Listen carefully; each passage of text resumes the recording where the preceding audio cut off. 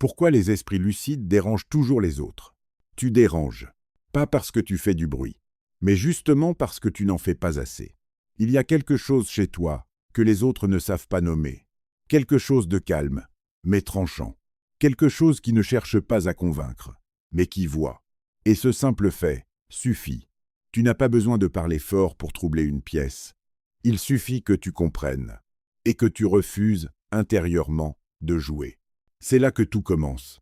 Parce que le monde dans lequel tu évolues ne repose pas sur la vérité. Il repose sur l'équilibre fragile des illusions partagées, des règles non écrites, des rôles acceptés, des comportements attendus. Et tant que chacun reste dans sa case, tout tient. Mais dès qu'un seul individu commence à voir clair, tout vacille. Tu ne le fais pas exprès. Tu n'essaies pas de provoquer. Tu n'essayes même pas de te démarquer. Tu observes. Tu comprends. Et surtout, tu n'adhères plus complètement. Et ça, c'est insupportable pour ceux qui vivent dans le cadre. Parce que ta lucidité agit comme un miroir froid, un miroir sans jugement, mais sans mensonge. Et la plupart des gens ne supportent pas leur propre reflet. Ils ne veulent pas voir qu'ils jouent un rôle. Ils ne veulent pas voir qu'ils se conforment. Ils ne veulent pas voir qu'ils ont accepté des règles qu'ils n'ont jamais choisies. Alors ils préfèrent rejeter. Celui qui voit, ce n'est pas contre toi, c'est contre ce que tu représentes.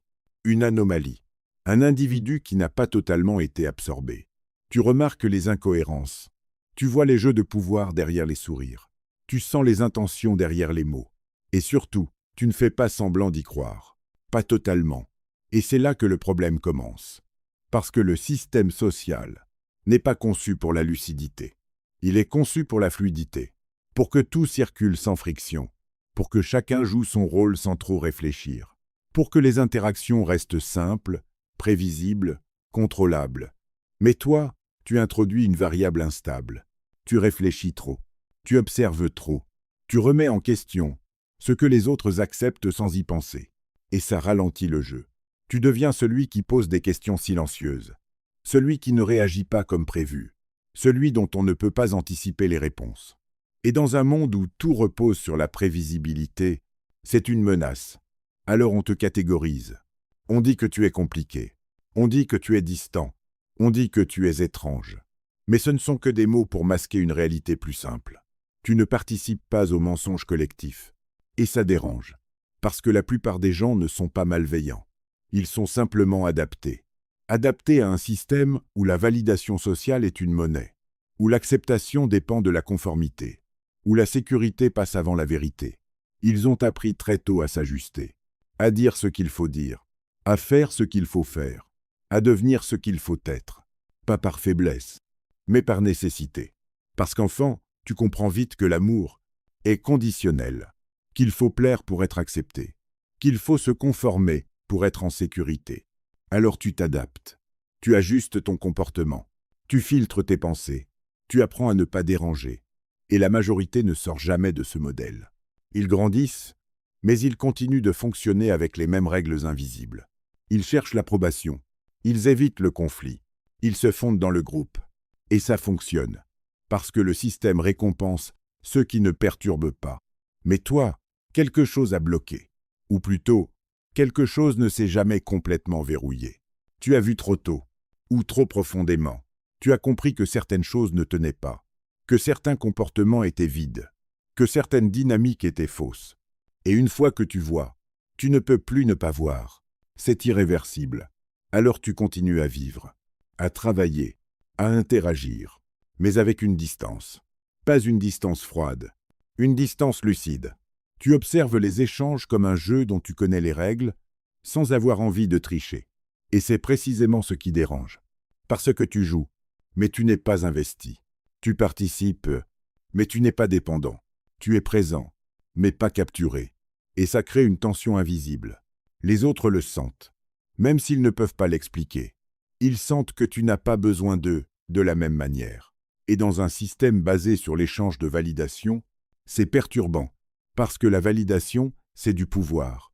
Quand tu attends quelque chose de quelqu'un, tu lui donnes du contrôle. Quand tu as besoin d'être accepté, tu deviens prévisible. Mais quand tu n'es pas dépendant, tu deviens incontrôlable. Et ça, c'est dangereux. Pas au sens violent, au sens social. Tu ne peux pas être manipulé de la même manière. Tu ne peux pas être guidé par les mêmes leviers. Les compliments ne t'achètent pas. Les critiques ne te détruisent pas. Tu écoutes, mais tu ne réagis pas automatiquement. Et cette stabilité est perçue comme une anomalie, parce que la plupart des interactions humaines reposent sur des réactions. On teste, on observe, on ajuste. Mais avec toi, ça ne fonctionne pas comme prévu. Tu prends le temps, tu filtres, tu choisis. Et ce simple décalage crée un malaise. Alors les gens tentent de rééquilibrer. Ils cherchent à te faire entrer dans une case, à te provoquer, à te définir. Parce que tant que tu es défini, tu es contrôlable. Mais toi, tu échappes. Pas volontairement, naturellement. Parce que tu ne te construis pas à partir du regard des autres. Et c'est là que la fracture devient visible. D'un côté, ceux qui jouent. De l'autre, ceux qui voient. Et entre les deux, une incompréhension constante. Tu peux être entouré, et pourtant isolé. Pas parce que tu es rejeté, mais parce que la connexion est limitée. Tu ne peux pas faire semblant indéfiniment. Tu ne peux pas ignorer ce que tu vois. Et les autres ne peuvent pas supporter qu'on leur rappelle. Alors une distance s'installe. Subtile, silencieuse. Tu n'es pas exclu, mais tu n'es pas totalement intégré non plus. Tu es toléré tant que tu ne déranges pas trop. Mais dès que ta lucidité devient visible, les résistances apparaissent. Et c'est là que beaucoup se trompent. Ils pensent que le problème vient d'eux, qu'ils sont trop froids, trop critiques, trop différents. Mais ce n'est pas ça. Ce que tu ressens est la conséquence logique d'un décalage. Un décalage entre ta perception et le niveau de conscience du système dans lequel tu évolues. Et ce décalage ne peut pas être comblé par des efforts superficiels. Tu peux ajuster ton comportement. Tu peux lisser tes mots, tu peux ralentir tes analyses. Mais au fond, tu vois toujours. Et c'est cette vision qui te place à part, pas au-dessus, pas en dessous, à part. Et tant que tu cherches à rentrer complètement, tu te perdras, parce que tu devras nier ce que tu comprends. Tu devras faire semblant d'adhérer, faire semblant de ne pas voir, faire semblant de croire. Et ça crée une tension intérieure, une fatigue. Une sensation étrange de jouer un rôle dans ta propre vie. Alors tu oscilles entre adaptation et retrait, entre participation et distance. Et tu cherches un équilibre, un point où tu peux être là, sans te trahir. Mais ce point demande une chose que peu acceptent. Arrêter de vouloir être compris par tout le monde. Parce que la vérité est simple, tu ne seras pas compris par la majorité, pas parce que tu es spécial. Mais parce que tu vois quelque chose qu'ils ne veulent pas voir. Et tant qu'ils ne veulent pas voir, ils ne peuvent pas comprendre. C'est structurel. Tu peux expliquer, tu peux simplifier, tu peux adapter ton langage. Mais tu ne peux pas forcer quelqu'un à voir. Et plus tu essaies, plus tu t'épuises. Parce que tu investis ton énergie dans un espace qui ne peut pas la recevoir. Alors progressivement, tu apprends à te taire. Non pas par faiblesse, mais par lucidité. Tu apprends à choisir tes mots, à choisir tes moments, à choisir tes interlocuteurs. Tu comprends que tout le monde ne mérite pas ton niveau de clarté, pas par supériorité, par économie, parce que la lucidité a un coût mental, un coût émotionnel. Tu analyses plus, tu vois plus, tu ressens plus, et ça ralentit, ça complique. Là où d'autres avancent vite, tu observes. Là où d'autres décident rapidement, tu pèses. Là où d'autres s'engagent sans réfléchir, tu comprends les conséquences. Et ce décalage te donne l'impression d'être en retard. Mais en réalité, tu vois plus loin. Et ceux qui avancent vite paient souvent plus tard. Toi, tu paies maintenant. Eux, ils paient après. C'est la seule différence. Et c'est pour ça que la lucidité dérange. Parce qu'elle expose le coût réel des choses. Elle montre ce que les autres préfèrent ignorer. Elle casse l'illusion de facilité. Elle casse l'illusion de mérite. Elle casse l'illusion de contrôle. Et personne n'aime qu'on lui retire ses illusions. Alors ils résistent. Ils rationalisent. Ils minimisent. Ils attaquent parfois. Pas parce que tu es une menace directe, mais parce que tu es une perturbation. Et dans un système qui cherche l'équilibre, toute perturbation est corrigée. C'est automatique. Mais ce que la plupart ne comprennent pas, c'est que cette correction a une limite. Parce que toi, tu n'essaies pas de dominer le système. Tu n'essaies pas de convaincre tout le monde. Tu n'essaies pas d'imposer ta vision. Tu observes, tu comprends, et tu ajustes. Et cette capacité d'ajustement te rend résistant, pas invincible, mais stable. Et c'est cette stabilité qui finit par inverser le rapport. Parce que ceux qui te rejettent aujourd'hui seront les mêmes qui viendront te chercher demain. Quand leurs illusions tomberont, quand leurs stratégies échoueront, quand leurs certitudes se briseront, ils chercheront quelqu'un qui voit. Et là, tu seras là, pas pour sauver, pas pour convaincre, mais pour exister sans te déformer. Et c'est là que ta position devient claire. Tu n'es pas là pour être accepté par tous. Tu es là pour ne pas te perdre dans le bruit. Tu n'es pas là pour être compris par la majorité. Tu es là pour rester lucide, même seul. Et cette posture change tout, parce qu'elle retire la pression. Tu n'as plus besoin de plaire. Tu n'as plus besoin de convaincre. Tu n'as plus besoin d'expliquer. Tu peux simplement être présent, clair, stable. Et dans ce calme, il y a une forme de pouvoir. Un pouvoir discret, un pouvoir silencieux, un pouvoir que peu comprennent, mais que beaucoup ressentent. Et c'est ce pouvoir qui dérange, parce qu'il ne dépend de rien. Il ne dépend pas du regard. Il ne dépend pas de la validation. Il ne dépend pas du contexte. Il vient de l'intérieur. Et ce qui vient de l'intérieur ne peut pas être contrôlé de l'extérieur. C'est pour ça que tu déranges. Pas à cause de ce que tu fais, mais à cause de ce que tu es devenu. Et ça, personne ne peut te l'enlever. Tu as été programmé pour croire que tout repose sur l'effort. Que si tu travailles assez, si tu es assez patient, si tu es assez bon, alors les choses finiront par s'aligner. C'est propre, c'est rassurant. Et surtout, c'est faux. Pas totalement faux, mais suffisamment faux pour te maintenir dans une illusion confortable. Parce que l'effort, à lui seul, ne suffit pas. Il n'a jamais suffi. Ce qui compte réellement, c'est le jeu dans lequel cet effort est investi. Et la plupart ne regardent jamais le jeu. Ils avancent tête baissée. Ils accumulent des heures, des actions, des sacrifices, sans jamais remettre en question les règles. Ils pensent jouer honnêtement, dans un système équitable. Mais ce système n'a jamais été conçu pour être équitable. Il a été conçu pour fonctionner. Et pour fonctionner, il a besoin de stabilité, de prévisibilité, de répétition. Il a besoin que chacun reste à sa place. Alors on t'apprend des valeurs. Le mérite, la gentillesse, la loyauté, la patience. Des valeurs qui, sur le papier, semblent justes. Mais dans la pratique, elles sont souvent utilisées contre ceux qui les appliquent naïvement. Parce que pendant que certains jouent avec ces règles, d'autres jouent au-dessus. Ils comprennent les dynamiques. Ils lisent les comportements. Ils utilisent les leviers invisibles. Et surtout, ils ne confondent pas morale et stratégie. Toi, on t'a appris à être bon. Eux, ils ont appris à être efficaces. Et dans un système structuré autour du pouvoir, l'efficacité bat presque toujours la bonté. Pas parce que la bonté est inutile, mais parce qu'elle est souvent mal placée. Donner sans filtre, c'est se rendre exploitable. Expliquer sans limite, c'est se rendre prévisible. Attendre sans agir, c'est se rendre invisible. Et pourtant, on t'a appris que c'était la bonne voie. Parce que cette voie maintient l'ordre. Elle évite les conflits. Elle réduit les frictions. Elle permet au système de tourner sans résistance. Mais elle ne protège pas ceux qui la suivent. Elle les expose. Et c'est là que la désillusion commence. Tu réalises que certaines personnes avancent. Non pas parce qu'elles travaillent plus, mais parce qu'elles jouent mieux.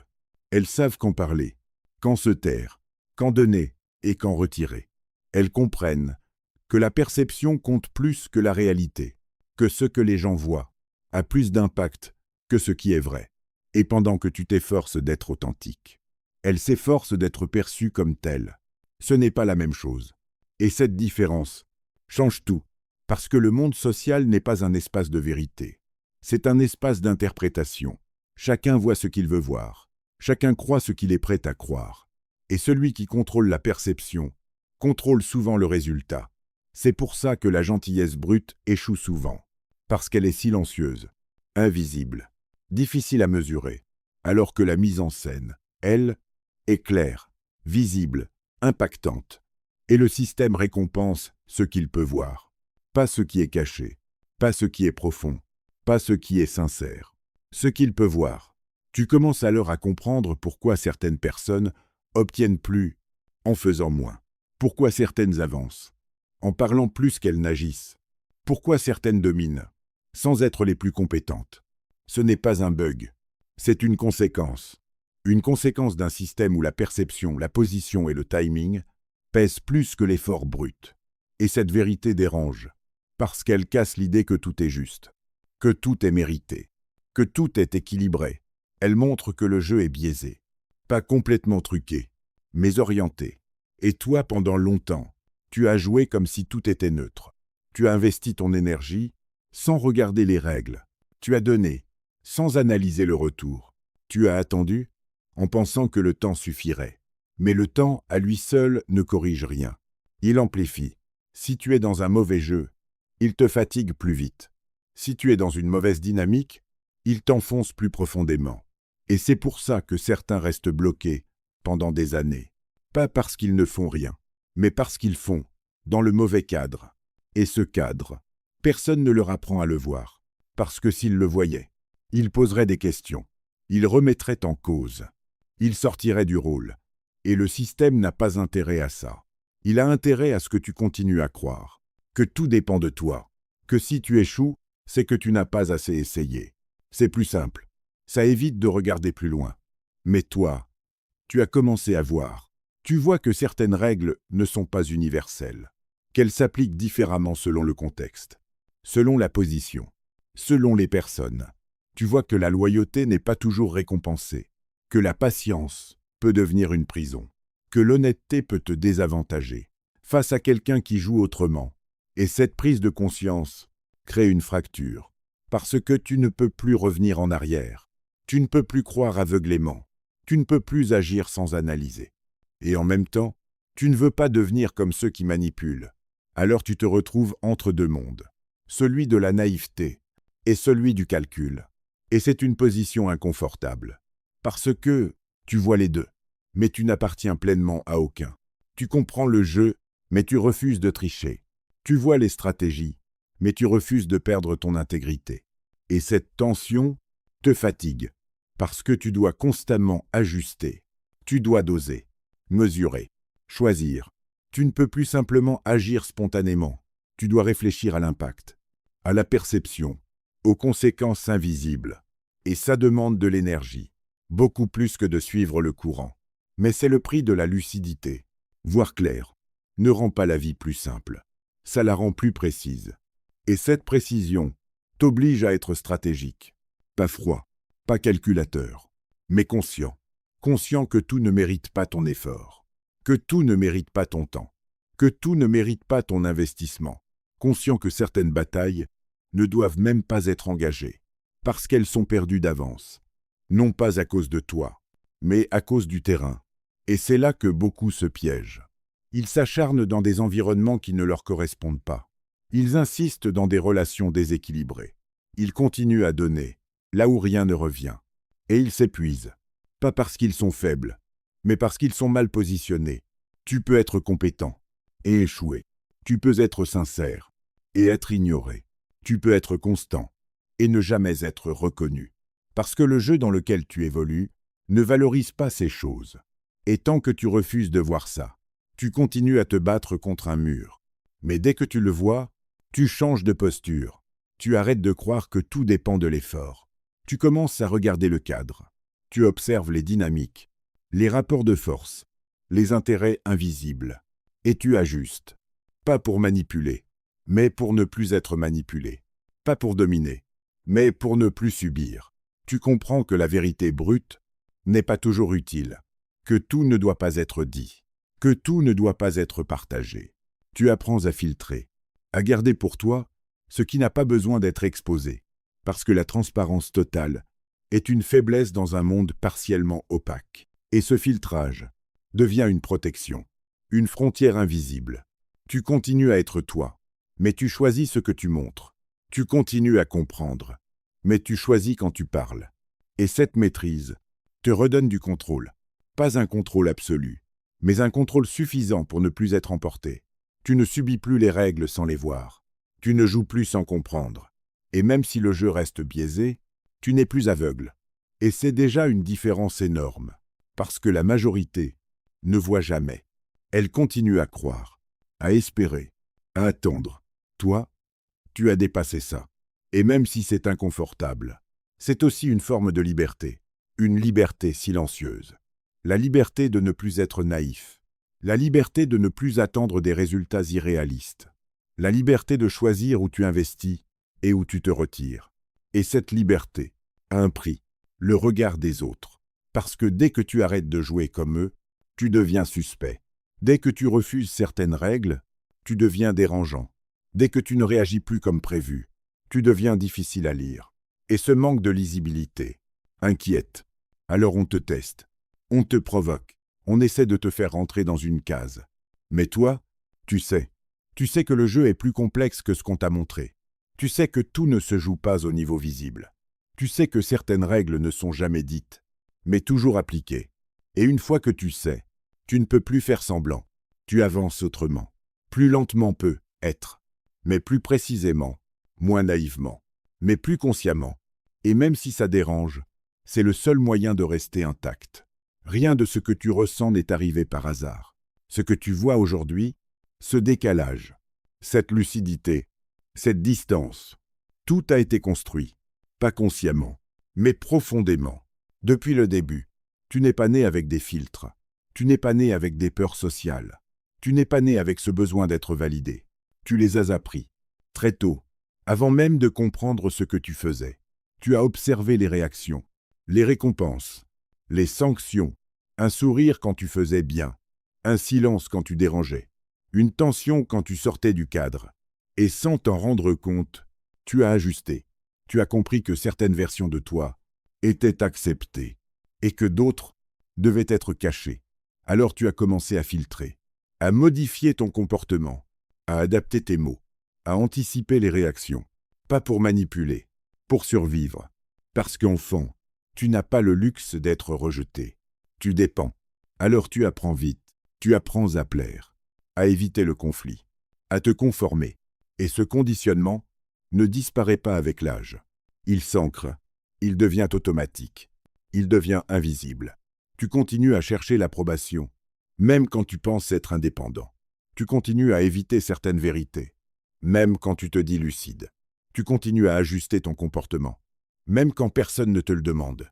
Parce que ce n'est plus une décision, c'est un réflexe.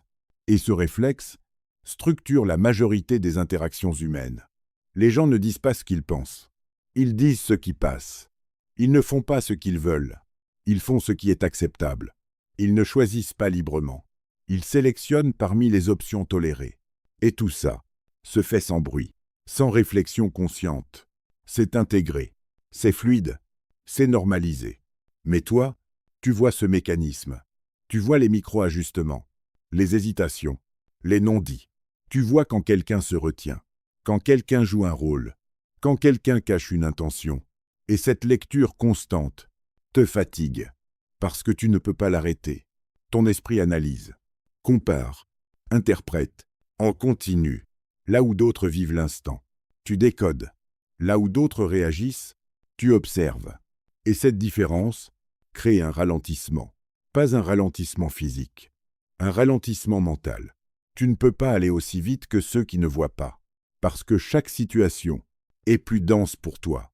Chaque échange contient plusieurs niveaux. Chaque mot peut avoir plusieurs sens. Chaque comportement peut cacher une intention. Et ton cerveau traite tout ça. Alors forcément, tu avances moins vite. Tu hésites plus. Tu réfléchis plus. Tu doutes plus. Pas par faiblesse, par surcharge. Parce que tu portes plus d'informations. Et ce poids est invisible. Les autres ne le voient pas. Ils voient quelqu'un de lent, quelqu'un de distant, quelqu'un de compliqué. Mais ils ne voient pas le volume que tu traites. Ils ne voient pas que, pendant qu'ils avancent en ligne droite, tu navigues dans un espace en profondeur. Et cette profondeur a un coût en énergie, un coût en clarté, un coût en légèreté. Parce que plus tu vois, moins les choses sont simples. Les relations deviennent complexes. Les décisions deviennent lourdes. Les choix deviennent stratégiques. Tu ne peux plus agir à la surface. Tu vois les conséquences. Tu anticipes les réactions. Tu ressens les dynamiques. Et cette conscience te ralentit. Mais elle te protège. Parce que ceux qui avancent vite sans voir, finissent souvent par se heurter. Ils prennent des décisions rapides dans des contextes qu'ils ne comprennent pas. Ils s'engagent sans mesurer les implications.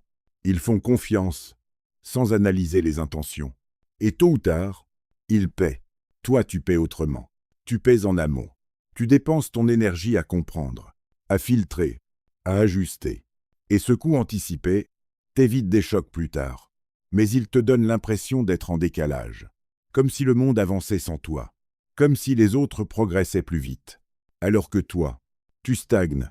Mais ce n'est pas une stagnation. C'est une phase d'observation. Une phase où tu construis une vision plus large, plus précise, plus réaliste. Et cette vision devient un avantage à long terme. Mais à court terme, elle isole, parce que la majorité fonctionne autrement. Elle fonctionne à l'impulsion, à l'émotion, à la validation. Elle agit vite et corrige après. Toi, tu observes d'abord et agis ensuite. Et ce décalage de timing te place à part. Tu n'es pas synchronisé. Et dans un monde où tout va vite, ne pas être synchronisé te rend étrange. Mais il y a un autre mécanisme encore plus puissant. La peur sociale. Pas une peur visible, pas une peur consciente, une peur subtile.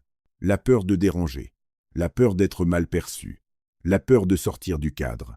Cette peur contrôle plus de comportements que tu ne l'imagines. Elle pousse les gens à se taire, à s'ajuster, à suivre. Elle les empêche de dire ce qu'ils pensent vraiment, de faire ce qu'ils veulent vraiment, d'être ce qu'ils sont vraiment. Et cette peur est renforcée par le groupe, parce que le groupe valide ou rejette, et être rejeté reste, inconsciemment, une menace. Même adultes. Alors les gens s'alignent. Ils observent les réactions. Ils adaptent leur comportement. Ils cherchent le consensus, pas la vérité. Et toi, tu vois ça. Tu vois que certaines opinions ne sont pas sincères, que certaines décisions sont influencées, que certaines positions sont opportunistes. Et cette lucidité te détache. Tu ne peux plus adhérer aveuglément. Tu ne peux plus suivre sans comprendre. Mais en même temps, tu ressens la pression. Pas toujours clairement, mais elle est là. Une tension, un tiraillement entre ce que tu vois et ce que tu pourrais dire, entre ce que tu comprends et ce que tu choisis d'exprimer. Et ce filtrage constant demande de l'énergie, parce que tu dois décider, dire ou ne pas dire, montrer ou cacher, agir ou attendre. Et chaque décision a un impact sur les autres, sur ta position, sur ton équilibre. Alors tu ajustes. Encore, toujours. Et cette adaptation devient une stratégie silencieuse. Tu ne dis pas tout, tu ne montres pas tout, tu ne réagis pas à tout. Pas par peur, par lucidité. Parce que tu sais que tout le monde ne peut pas recevoir ce que tu vois. Tu sais que certaines vérités créent plus de problèmes qu'elles n'en résolvent. Alors tu choisis, tu sélectionnes, tu économises. Et cette économie te rend plus stable, mais aussi plus seul. Parce que moins tu exprimes, moins tu es compris. Moins tu te montres, moins tu es lisible. Et cette opacité crée une distance. Les autres ne savent pas exactement qui tu es, ce que tu penses, comment tu fonctionnes. Et ce manque de lisibilité les met mal à l'aise. Parce que l'humain a besoin de repères. Il a besoin de comprendre, de catégoriser, de prévoir. Et toi, tu échappes à ça. Pas totalement, mais suffisamment pour déranger. Et c'est là que la boucle se ferme. Ta lucidité te rend plus conscient. Cette conscience te ralentit. Ce ralentissement te rend différent. Cette différence te rend moins lisible. Cette illisibilité dérange. Et ce dérangement renforce ton isolement. Mais cet isolement n'est pas une erreur. C'est une conséquence. Une conséquence d'un niveau de perception différent. Et une fois que tu comprends ça, tu arrêtes de te battre contre. Tu arrêtes de vouloir accélérer artificiellement. Tu arrêtes de vouloir rentrer dans un rythme qui n'est pas le tien.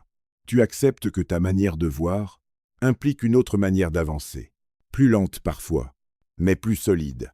Plus silencieuse, mais plus précise. Et cette acceptation change tout, parce qu'elle transforme ce que tu percevais comme une faiblesse en structure. Tu ne subis plus ta lucidité. Tu l'utilises. Tu ne luttes plus contre ton rythme. Tu l'assumes. Et dans ce repositionnement, tu gagnes quelque chose de rare. Une forme de stabilité intérieure. Une stabilité qui ne dépend pas du rythme extérieur, ni de la validation, ni du regard. Une stabilité qui vient de la compréhension. Et cette compréhension devient ta base. Pas visible, pas bruyante, mais solide. À ce stade, tu as déjà vu plus que la majorité. Tu comprends le jeu. Tu vois les mécanismes. Tu ressens les tensions invisibles. Mais voir ne suffit pas. Parce que si tu continues à fonctionner avec les anciens réflexes, tu restes piégé dans un système que tu comprends, mais que tu subis encore. C'est là que tout bascule. Pas dans ce que tu sais, mais dans ce que tu décides d'arrêter. Le déconditionnement ne commence pas par l'action. Il commence par une rupture silencieuse, avec certaines croyances que tu n'as jamais choisies. La première, c'est que tout doit être expliqué. Tu as été conditionné à justifier, à argumenter, à prouver que tu as raison, comme si la clarté devait être validée par les autres pour exister. Mais expliquer en continu, c'est te rendre accessible à ceux qui ne cherchent pas à comprendre. C'est ouvrir un espace où ton énergie est aspirée. Tout le monde ne veut pas comprendre. Beaucoup veulent juste réagir. Et plus tu expliques, plus tu entres dans leur terrain. Un terrain où la logique n'est pas la règle. Où l'émotion, l'ego et la perception dominent. Alors tu dois arrêter. Arrêter de vouloir être compris par tous. Arrêter de vouloir corriger chaque incompréhension. Arrêter de transformer chaque échange en démonstration. Parce que la vérité n'a pas besoin d'être validée par ceux qui la refusent. Et ton énergie n'a pas besoin d'être dépensée dans des espaces fermés. Tu gardes, tu filtres, tu choisis. Pas par supériorité, par précision. La deuxième rupture, c'est ce besoin de donner sans mesure. Tu as appris que donner était noble, que partager était une preuve de valeur, que se rendre disponible était une qualité. Mais donner sans filtre, c'est te vider. Parce que tout le monde ne rend pas, tout le monde ne respecte pas, tout le monde ne valorise pas. Et dans un environnement où beaucoup prennent sans conscience, donner devient une faiblesse. Pas parce que le geste est mauvais, mais parce qu'il est mal ciblé. Tu dois apprendre à observer avant de donner. Observer comment les gens se comportent. Observer ce qu'ils font avec ce qu'ils reçoivent. Observer s'ils respectent ou s'ils consomment. Et ensuite, seulement ensuite, décider. Tu ne retires pas ta générosité. Tu la diriges. Tu ne coupes pas ton ouverture. Tu la structures. Tu donnes moins, mais mieux. Et cette précision change la dynamique. Parce que ce que tu offres devient rare. Et ce qui est rare est respecté. La troisième rupture, c'est la croyance que tout doit être réciproque immédiatement. Tu attends souvent des signes, des retours, des preuves.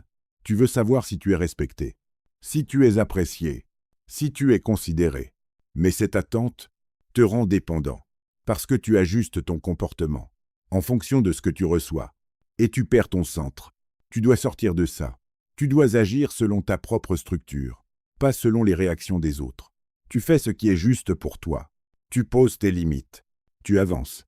Et les réactions deviennent secondaires, pas ignorées, mais non déterminantes. Tu observes sans te définir à travers elles.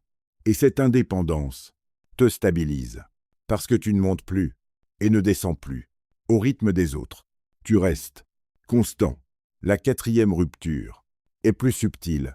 C'est le besoin d'être perçu comme quelqu'un de bien. Ce besoin contrôle plus de décisions que tu ne le crois.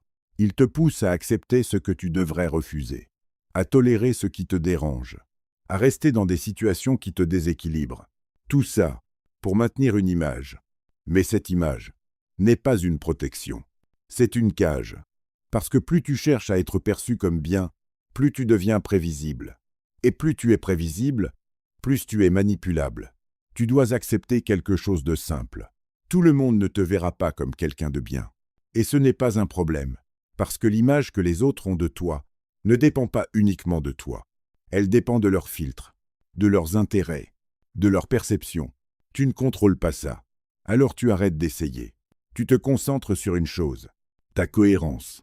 Ce que tu fais doit être aligné avec ce que tu comprends, pas avec ce que les autres attendent. Et cette cohérence devient ta base, pas ton image, ta structure. Ensuite vient la posture, pas extérieure, intérieure. Tu ne peux pas contrôler le système. Tu ne peux pas changer les règles globales, mais tu peux changer ta manière de te positionner. Tu ralentis, Pas parce que tu es perdu, mais parce que tu choisis. Tu observes avant d'entrer. Tu analyses avant de t'engager. Tu filtres avant de répondre. Tu deviens moins réactif, plus intentionnel. Et ce simple changement modifie ton impact. Parce que la majorité fonctionne en réaction. Elle répond immédiatement. Elle s'engage rapidement. Elle se laisse emporter. Toi, tu introduis un délai, un espace, entre ce que tu reçois et ce que tu fais. Et dans cet espace, il y a du contrôle. Tu choisis ta réponse. Tu choisis ton niveau d'implication. Tu choisis ton investissement. Et ce choix te protège. Ensuite, tu poses des limites. Pas des limites bruyantes, pas des limites agressives. Des limites calmes, claires, non négociables. Tu ne justifies pas. Tu n'expliques pas en boucle. Tu ne cherches pas à convaincre. Tu poses et tu maintiens. Et ceux qui comprennent restent. Les autres s'éloignent. Et c'est très bien comme ça. Parce que la qualité de ton environnement détermine ta stabilité. Tu ne peux pas être stable dans un environnement instable. Tu ne peux pas être lucide, entouré de confusion permanente. Alors tu ajustes, tu sélectionnes, tu réduis, pas par rejet, par cohérence. Tu préfères peu, mais solide, peu, mais clair, peu, mais aligné. Et dans cette réduction, tu retrouves de l'espace, moins de bruit, moins de tension, moins de contradictions, plus de clarté. Et cette clarté renforce ta position. Tu n'es plus dispersé, tu n'es plus tiré dans tous les sens. Tu avances dans une direction que tu comprends. Et enfin, tu acceptes quelque chose que peu acceptent. La lucidité a un prix. Elle ne rend pas tout facile. Elle ne rend pas tout léger. Elle isole parfois. Elle ralentit souvent. Elle dérange régulièrement. Mais elle protège. Elle te permet de voir avant d'agir, de comprendre avant de subir, de choisir avant de t'engager. Et ce pouvoir ne vient pas du contrôle extérieur. Il vient de la maîtrise intérieure. Une maîtrise discrète, invisible, mais constante. Tu n'as pas besoin de prouver. Tu n'as pas besoin d'imposer. Tu sais. Et ce savoir guide tes mouvements, calmement, précisément, sans excès. Tu n'es plus dans la réaction. Tu es dans la position. Et cette position change tout, parce que ce n'est plus le monde qui te définit. C'est toi qui définis comment tu y entres. Quand tu avances, quand tu t'arrêtes, quand tu engages, quand tu te retires. Et cette liberté n'est pas visible, mais elle est réelle. Tu n'as plus besoin d'ajouter quoi que ce soit. Tu as vu, tu as compris. Et surtout, tu as commencé à te repositionner. Ce n'est pas spectaculaire, ce n'est pas visible, mais c'est réel. Parce que le vrai changement ne fait pas de bruit. Il ne s'annonce pas. Il ne cherche pas à être validé. Il s'installe, silencieusement. Et à partir de là, tout devient plus simple. Pas plus facile, plus simple. Tu ne cherches plus à corriger les autres. Tu ne cherches plus à convaincre. Tu ne cherches plus à entrer dans chaque jeu. Tu observes et tu choisis. Tu laisses passer ce qui ne te concerne pas. Tu t'engages uniquement là où il y a du sens. Tu retires ton énergie là où il n'y en a pas. Et cette sélection te redonne quelque chose que beaucoup ont perdu. De l'espace. Un espace mental. Un espace émotionnel. Un espace stratégique. Moins de bruit. Moins de réactions inutiles. Moins d'interférences. Plus de clarté. Et dans cette clarté, tu deviens plus précis. Tu parles moins, mais mieux. Tu agis moins, mais juste. Tu t'exposes moins, mais de manière contrôlée. Et cette précision augmente ton impact. Parce que ce qui est rare marque plus. Ce qui est filtré pèse plus. Ce qui est choisi reste. Tu ne te disperses plus. Tu n'essaies plus d'être partout. Tu n'essaies plus de répondre à tout. Tu n'essaies plus de plaire à tous. Tu deviens sélectif. Et cette sélection n'est pas une fermeture. C'est une structure. Tu ne te coupes pas du monde. Tu définis comment tu y entres. Et cette nuance fait toute la différence. Parce que tu restes présent, mais pas accessible à tout. Tu restes ouvert, mais pas exposé à tout. Tu restes lucide, mais pas absorbé par tout. Et dans cet équilibre, il y a une forme de puissance. Pas une puissance bruyante, pas une puissance démonstrative, une puissance stable, une présence. Quelque chose que les autres ressentent, sans pouvoir l'expliquer. Parce que tu ne cherches plus à prouver. Tu n'as plus besoin de montrer que tu comprends. Tu n'as plus besoin d'imposer ta vision. Tu sais, et ça suffit. Ce savoir te rend calme, pas passif. Calme, parce que tu n'es plus surpris. Tu n'es plus déséquilibré au moindre mouvement. Tu vois venir. Tu anticipes, tu ajustes. Sans tension. Et cette absence de tension déstabilise plus que n'importe quelle réaction. Parce que la plupart des gens s'attendent à des réponses, à des émotions, à des réactions visibles. Mais face à quelqu'un de stable, leurs repères disparaissent. Ils ne savent pas comment te lire. Ils ne savent pas comment te placer. Et ce flou les dérange. Mais toi, tu n'as plus besoin d'être lisible pour tout le monde. Tu n'as plus besoin d'être compris immédiatement. Tu avances, à ton rythme, avec ta structure, dans ton espace. Et ceux qui sont capables de comprendre te rejoignent naturellement, sans effort, sans explication excessive, parce qu'ils voient, eux aussi. Et à partir de là, les interactions changent. Elles deviennent plus rares, mais plus profondes, moins nombreuses, mais plus alignées. Tu ne perds pas des connexions, tu filtres. Et ce filtrage augmente la qualité. Tu passes d'un environnement large à un environnement précis. Et dans cet environnement, tu respires mieux, tu penses plus clairement, tu agis plus efficacement. Parce que tu n'es plus constamment tiré dans des directions opposées. Tu es centré. Et ce centre devient ton point de référence. Plus le regard des autres, plus leurs réactions, plus leurs attentes. Ton centre, ce que tu vois, ce que tu comprends, ce que tu choisis. Et tant que tu restes connecté à ça, tu ne peux pas te perdre. Tu peux ralentir, tu peux hésiter, tu peux ajuster, mais tu ne te disperses plus, parce que ta base est stable. Et cette stabilité te rend difficile à manipuler, difficile à déstabiliser, difficile à détourner. Pas parce que tu es fermé, mais parce que tu es clair. Et la clarté est une protection silencieuse. Personne ne la voit vraiment, mais elle est là, dans tes choix, dans tes silences, dans tes limites. Et plus tu avances avec ça, plus le décalage avec les autres devient évident. Mais cette fois, ça ne te dérange plus, parce que tu comprends. Tu comprends que tout le monde ne joue pas au même niveau, que tout le monde ne voit pas les mêmes choses, que tout le monde n'est pas prêt. Et tu n'essaies plus de forcer. Tu laisses, tu observes, tu continues. Et dans cette continuité, tu construis quelque chose de solide. Pas une image, pas un rôle, une structure intérieure, une manière d'être, une manière de voir, une manière d'avancer. Et cette structure, personne ne peut te la retirer. Parce qu'elle ne dépend pas de l'extérieur. Elle ne dépend pas du contexte. Elle ne dépend pas des autres. Elle vient de ce que tu as compris. Et une compréhension profonde ne disparaît pas. Elle évolue. Elle s'affine. Mais elle reste. Et c'est ça, au fond, la vraie différence. Ce n'est pas ce que tu montres. Ce n'est pas ce que tu dis. C'est ce que tu ne peux plus ignorer. Et à partir de là, tout change. Pas d'un coup, mais durablement. Alors tu avances. Sans bruit, sans précipitation, sans besoin de validation. Et plus tu avances, plus tu deviens difficile à atteindre. Pas parce que tu t'éloignes, parce que tu es ancré. Et quelqu'un d'ancré ne peut pas être déplacé facilement. Si ce que tu viens d'entendre résonne, garde-le. Pas comme une idée, comme une direction.